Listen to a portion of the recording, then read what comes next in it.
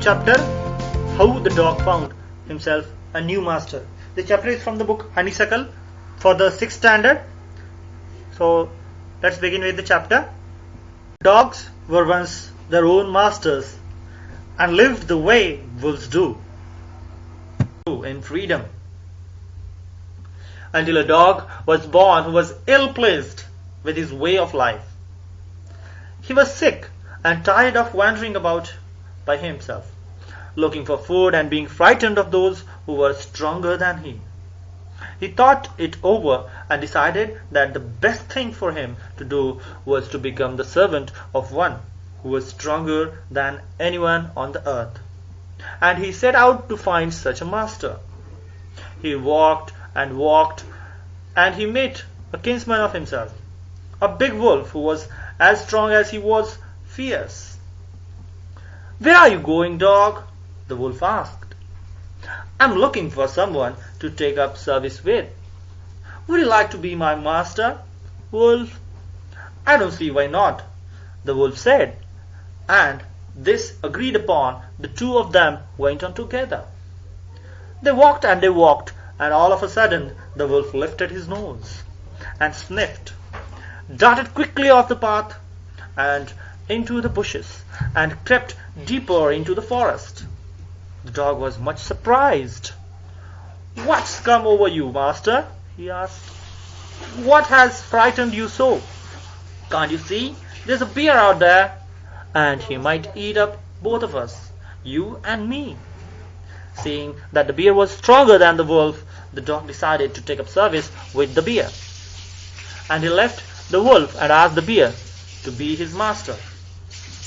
The bear agreed to this readily and said, "Let us go and find a herd of cows. I'll kill a cow and then we can both eat our fill." They walked on and soon saw a herd of cows.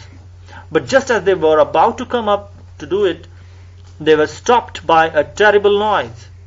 The cows were mooing loudly and running in a panic in all directions. The bear looked out from behind a tree, and then he too ran hastily deeper into the forest. "Now why did I have to come here?" said he to the dog. "It is the lion who rules the forest in these parts." "The lion? Who is he?" "Don't you know? He is the strongest beast on the earth." "Well then, I'll say goodbye to you, bear. I want a master who is stronger than anyone on the earth." And off the dog went to ask the lion to be his master.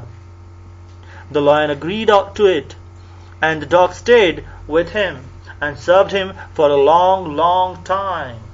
It was a good life, and he had nothing to complain of, for there was no stronger beast in the forest than the lion, and no one dared touch the dog or offend him in any way. But one day two of them were walking side by side along a path that ran amid bare cliffs, when all of a sudden the lion stopped. He gave a great roar and struck the ground angrily with his paw, with such force that a hole formed there. Then he began to back away very quietly. "What is it, master? Is anything wrong?" asked the dog, surprised.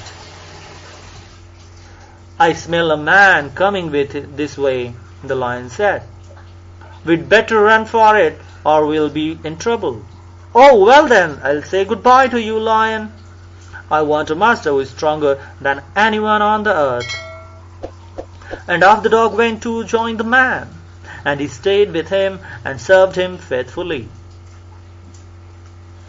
This happened long, long ago, but to this day the dog is man's most loyal servant and knows no other master.